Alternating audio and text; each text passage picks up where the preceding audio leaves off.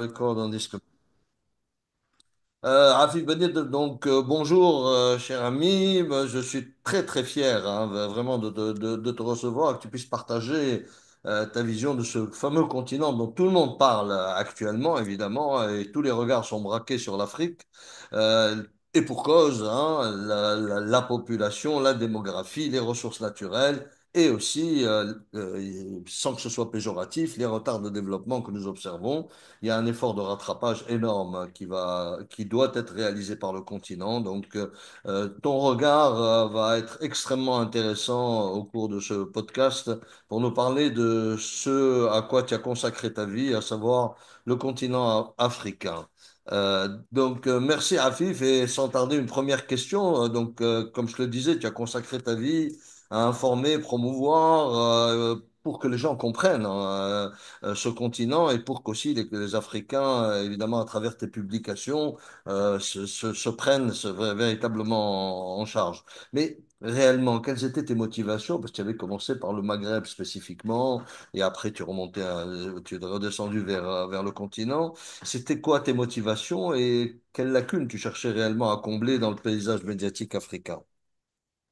Alors, bonjour d'abord et merci de cette invitation. La motivation, elle est très simple. Une passion, j'ai un amour pour l'Afrique. Et je rectifie un peu, je n'ai pas commencé par le Maghreb, j'ai commencé par toute l'Afrique. Et mon premier voyage quand j'ai quitté l'université a été en Afrique noire, où j'ai visité quasiment tous les pays africains francophones.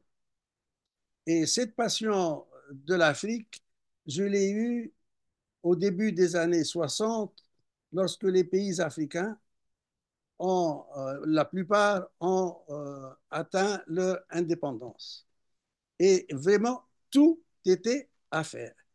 Et le Maghreb inclus, à ce moment-là, l'Algérie n'était pas encore indépendante et la Tunisie était un peu un centre journalistique très important, puisque tous les journalistes du monde entier, on appelait ça le circus presque, était à Tunis. Et donc, moi, j'ai été élevé plutôt par ma mère, et ma mère lit un livre par jour. Et j'ai cette passion de la lecture que j'ai hérité de ma mère. Et en sortant de l'université, j'avais eu le choix entre deux carrières. Une carrière de banquier, de financier, et une carrière de journaliste. Je n'ai pas du tout hésité, j'ai choisi la voie du journalisme.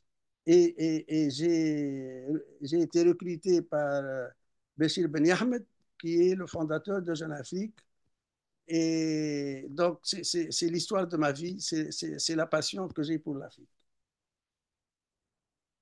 Je t'avais posé la question, c'est quelles lacunes tu cherchais à combler dans le paysage médiatique africain? Ça, La réponse est très simple. On a voulu être la voix de l'Afrique. À ce moment-là, dans les années 60, il n'y avait absolument pas du tout en Afrique un magazine qui défendait les intérêts des Africains. Et donc, notre mission vraiment, c'était d'être la voix de l'Afrique. Et ça, c'était très simple parce que les pays africains devaient être indépendants et devaient de plus en plus former une élite. Parce que au début des années 60, quand, quand les Belges, par exemple, ont quitté le continent, quand les Français ont quitté le continent, il y avait une toute petite élite en Belgique, au Congo belge. J'ai vécu là-bas plus d'un mois, peut-être 2 mois, en 1963. Il y avait au maximum peut-être une quinzaine, vingtaine de Congolais qui ont fait leurs études supérieures. Donc, il n'y avait pas de cadre. Et il fallait, après ça, je suis allé voir, comme je vous l'ai dit, plusieurs autres pays en Afrique alors, francophone. Et Jeune Afrique, à ce moment-là, avait une réputation comme étant la voix des Africains. Et j'ai eu la chance de rencontrer à chacun de ces voyages le président de la République, les ministres, enfin l'élite de ces pays-là.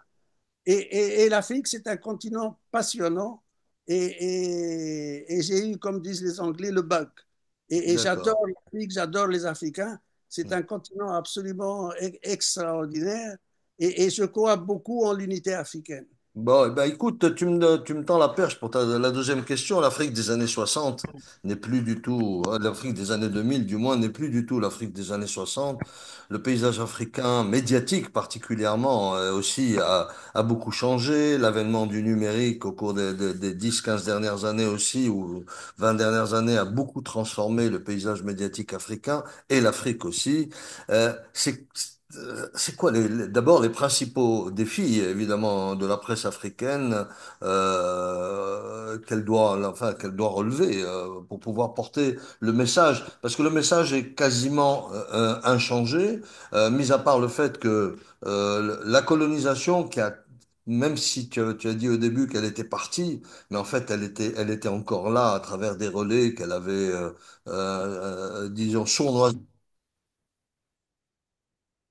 Allô? aidé, qui n'ont pas beaucoup contribué sort plus rapide, celui auquel tu aspirais, auquel on aspirait tous. Mais bon, voilà. C'est quoi ces défis auxquels la presse est confrontée aujourd'hui? Bon, alors, vraiment, le principal défi de la presse africaine, un, c'est la formation des journalistes africains, et deux, le financement.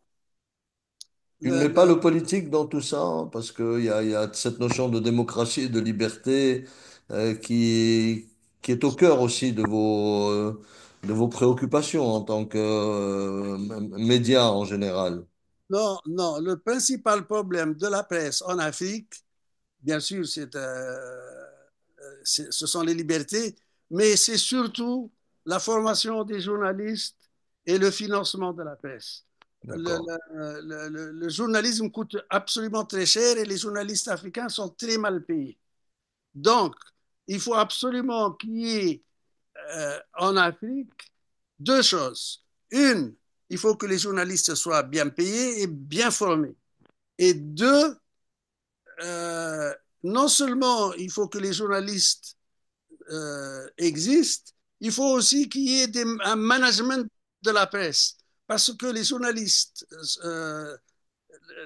si vous voulez, ils savent faire leur métier, mais ils ne savent pas gérer. C'est un problème de gestion.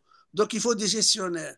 La grande chance qu'on a eue quand on a commencé à Jeune Afrique, c'est qu'on a essayé d'imiter les plus grands journaux au monde. Et on a une très forte ambition. On a recruté les meilleurs dans la publicité, dans la vente, dans la diffusion, dans l'impression, etc. Et c'était ça notre force. Et on a duré. Et c'est ça qui manque malheureusement en Afrique. Ouais. Mais le défi du narratif africain, le narratif africain influencé, biaisé par encore les lobbies, on va dire, proches des anciens colonisateurs, n'influence pas un peu tous ces aspects-là? Tout à fait. Malheureusement, le récit non africain existe. Il faut changer le paradigme. Il faut donner à l'Afrique sa voix. Et c'est ce que nous essayons de faire. Mais attention, il y a eu des progrès considérables dans la presse. Il y a des groupes de presse panafricains tant anglophones que francophones qui existent et je peux en citer plusieurs. Je suis très optimiste en ce qui concerne la presse en Afrique.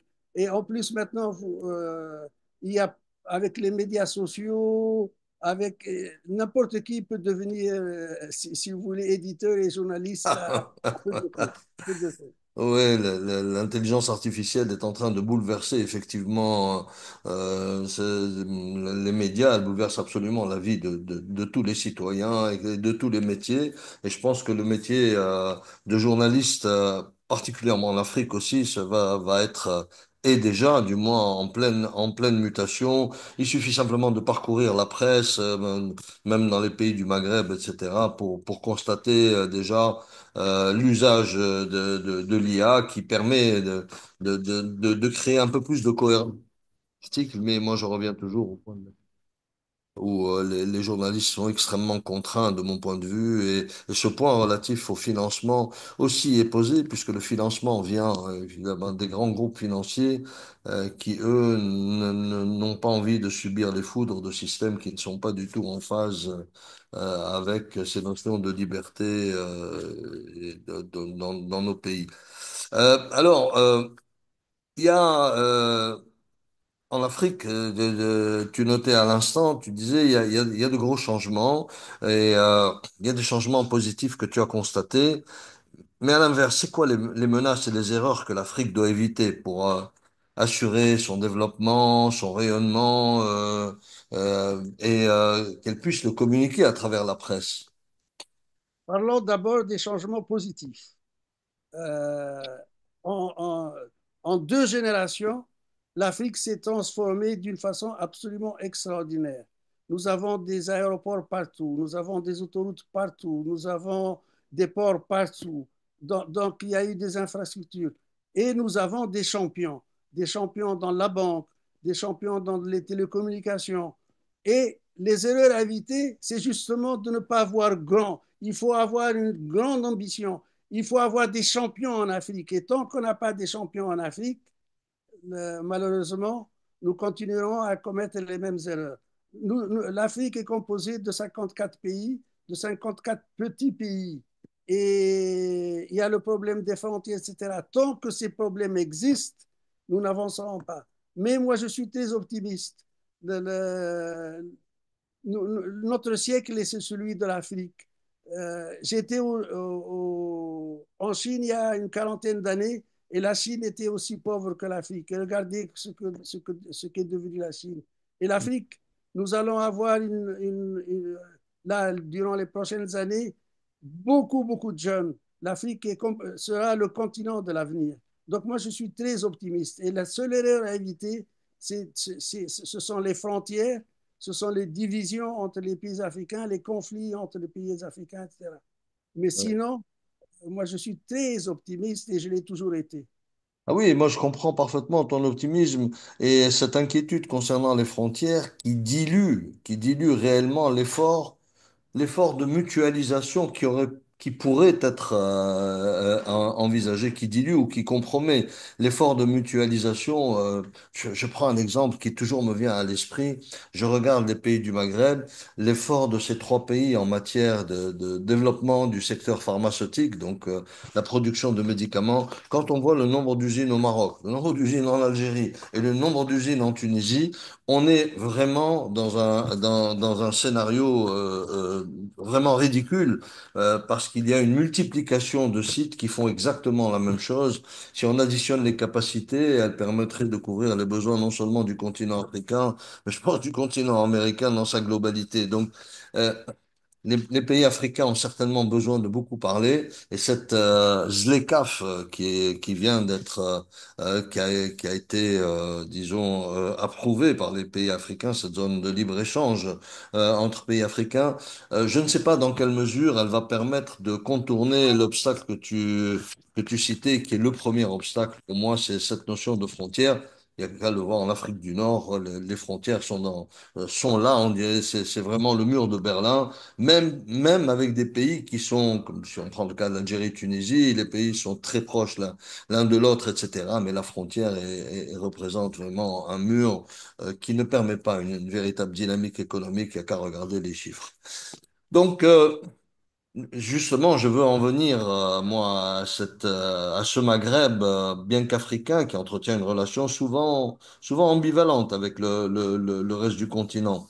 Et selon toi, quelles sont les opportunités de rapprochement et de synergie entre le Maghreb et l'Afrique subsaharienne? On en parle, mais le Maghreb, est-ce qu'il peut jouer un rôle moteur dans la dynamique, ou bien est-ce qu'il risque de rester en marge de la transformation africaine? Parce que j'ai le sentiment personnel que l'Afrique subsaharienne est dans une dynamique beaucoup plus forte que le nord de l'Afrique. sans aucun doute. Malheureusement, le Maghreb est divisé et tant que le Maghreb restera divisé, tant qu'il n'y a pas un grand Maghreb qui inclut la Libye, la Tunisie, l'Algérie, le Maroc et la Mauritanie, nous formons un seul peuple. Il n'y a aucune différence entre un Tunisien et un Marocain. Au contraire, quand j'étais à Paris au 115, boulevard Saint-Michel, il y avait des Algériens, des Tunisiens, des Marocains. On a tous été colonisés par les Français et il n'y avait absolument aucune différence entre nous. Malheureusement, après les indépendances, il y a eu le problème des frontières, il y a eu cette division. Tant que le problème des frontières n'est pas résolu, on n'avancera pas. Et je vous ai dit, il faut absolument qu'il y ait des champions en Afrique. Mais prenez même nos petits pays, en Algérie. Quand quelqu'un réussit, il crée des jalousies et on l'empêche de devenir le grand champion dont on a besoin. Je ne vais pas citer des noms, vous les connaissez. Donc, il faut absolument créer des champions, non pas en Tunisie ou en Algérie, mais maghrébins et africains. Et les Africains, vous l'avez dit, ils sont très forts. Par exemple, vous prenez une banque comme Afreximbank, vous prenez une banque comme EcoBank, vous prenez comme la Banque africaine de développement, ce sont des réussites incontestables. Incontestables. Donc l'Afrique avance. Et le Maghreb, tant qu'il restera divisé, nous n'avancerons pas malheureusement. Si, bien sûr, dans chaque pays, il y a une élite fantastique, il y a des jeunes qui réussissent, etc. Mais tant qu'on n'aura pas des champions panafricains, on n'avancera pas. Oui, tout à fait, tout à fait. Avant d'arriver à la dernière question, je voudrais juste que tu nous parles de quelque chose aussi qui te passionne. C'est justement la jeunesse africaine et le rôle de la femme ou la place de la femme justement dans cette dynamique socio-économique. Là, parlons d'abord des femmes. Moi, j'adore les femmes africaines. Ce sont les femmes les plus belles au monde. Mais ça, c'est la vérité. Et en plus, les Africains, nous autres du Maghreb, on ne connaît pas l'Afrique profonde, l'Afrique noire. Les gens d'Afrique noire sont les plus sympathiques au monde. Ils chantent, ils dansent, ils rigolent. Malgré tous les problèmes, on a l'impression que le bonheur, c'est là-bas. Et on a beaucoup à apprendre d'eux. Nous, les Africains, on pense être les meilleurs, mais ce n'est pas vrai. Ce n'est pas vrai. Ce n'est pas vrai. Et Les attention, parce que je vais te poser la question, mais pourquoi tu t'es pas basé en Afrique? Enfin, Ah, on viendra à ça, on viendra. alors là, c'est très simple. Euh, nous sommes basés à Londres et nous sommes basés à Paris parce que ce sont les deux capitales de l'Afrique francophone et de l'Afrique anglophone. Si on était basé au Nigeria, on dirait c'est un groupe de presse nigérian. Si on était basé en Tunisie, c'est la même chose. Donc, il fallait absolument être dans un endroit neutre. D'accord. Et toute l'élite africaine passe par Londres et par Paris. Donc ça, c'est une raison Ouais, ouais, fondamentale pourquoi ouais. nous ne sommes pas en Afrique. Et puis, il y a une autre raison, les libertés. Les libertés, euh, si, euh, combien de fois on a été saisi dans les pays africains pour ce que nous avons écrit. Donc le choix de Paris et de Londres s'imposait automatiquement. Revenons aux femmes, donc, Oui. et à la jeunesse. Euh, Alors, le rôle des femmes, regardez les femmes en Tunisie, les femmes au Maroc, les femmes en Algérie. Elles sont absolument supérieures aux hommes. Elles sont extraordinaires. Sur tous les plans, regardez dans les universités, il y a plus de femmes que de garçons. Elles veulent réussir, elles veulent avancer et elles nous montrent l'exemple. Elles sont absolument extraordinaires. Donc, je suis très fier de toutes les femmes africaines et je vais vous dire autre chose.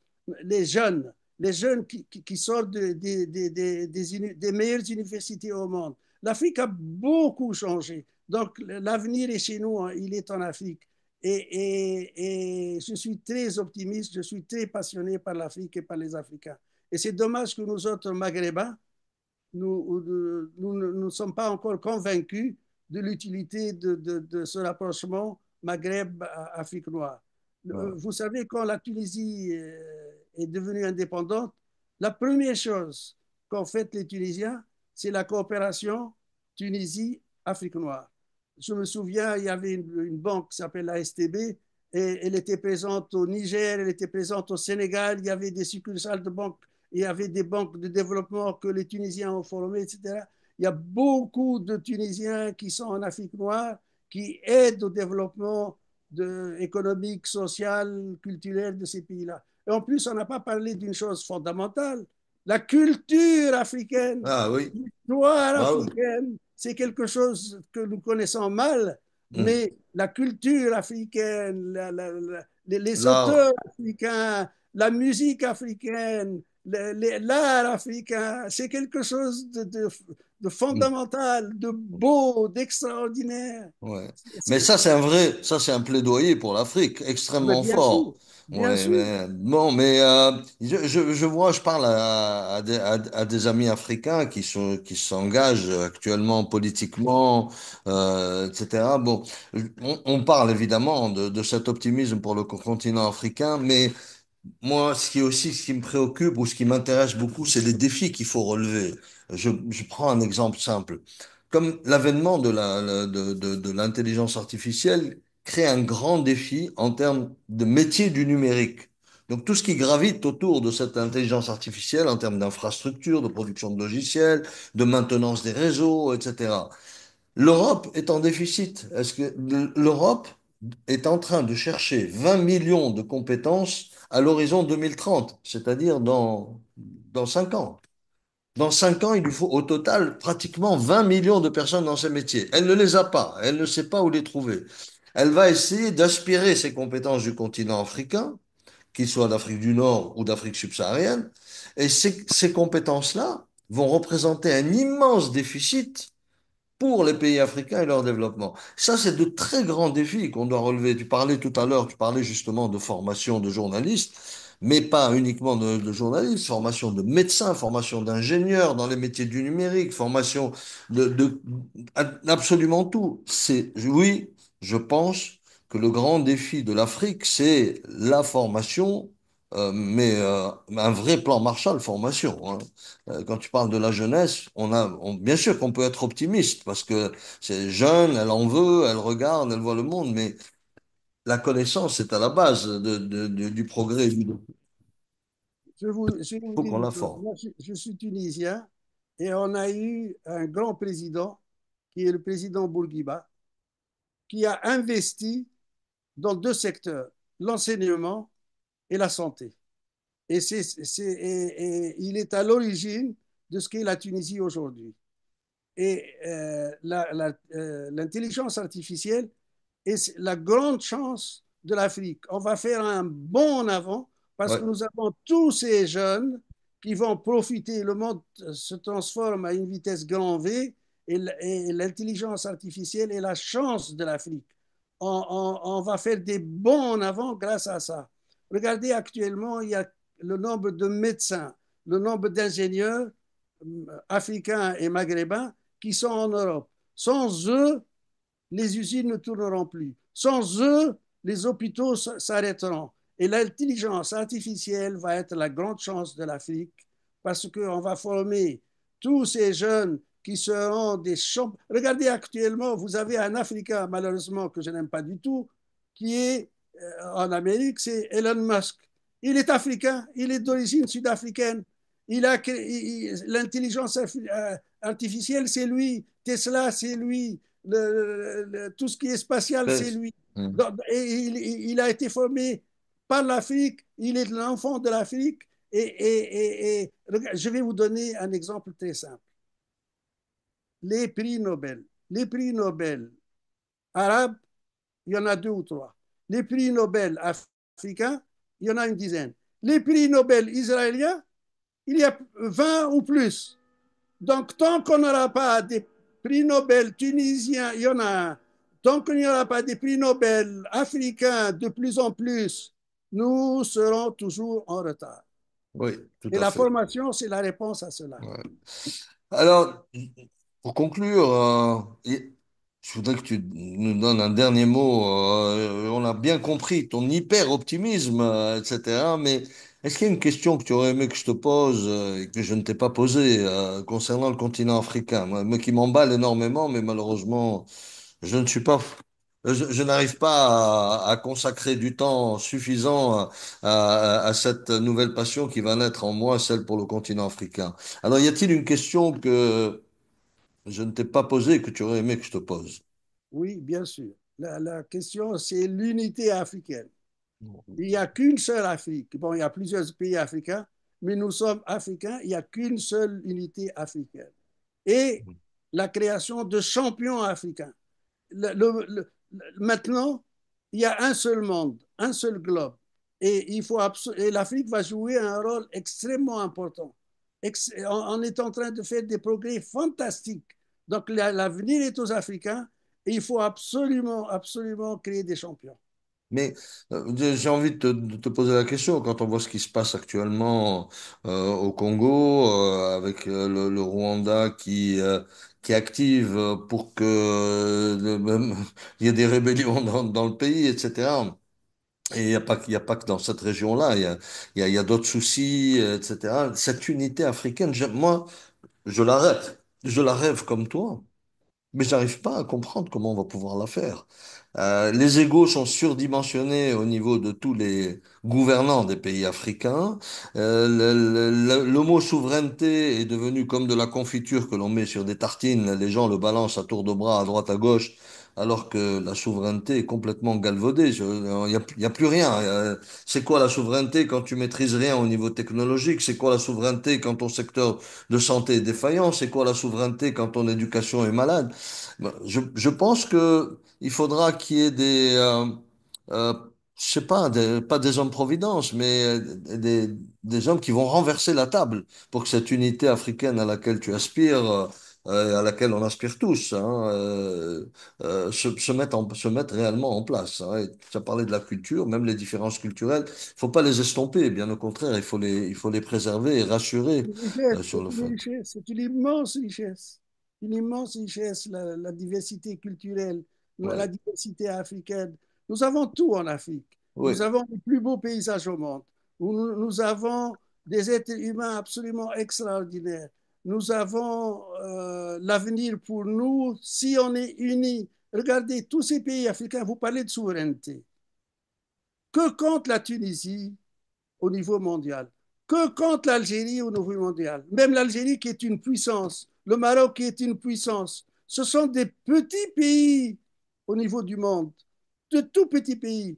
Par contre, si le Maghreb existait réellement, si le problème du Sahara occidental était résolu, si on était unis, si on formait un grand ensemble, on serait les meilleurs au monde, on serait les plus forts au monde, on serait reconnu par tout le monde. Voilà.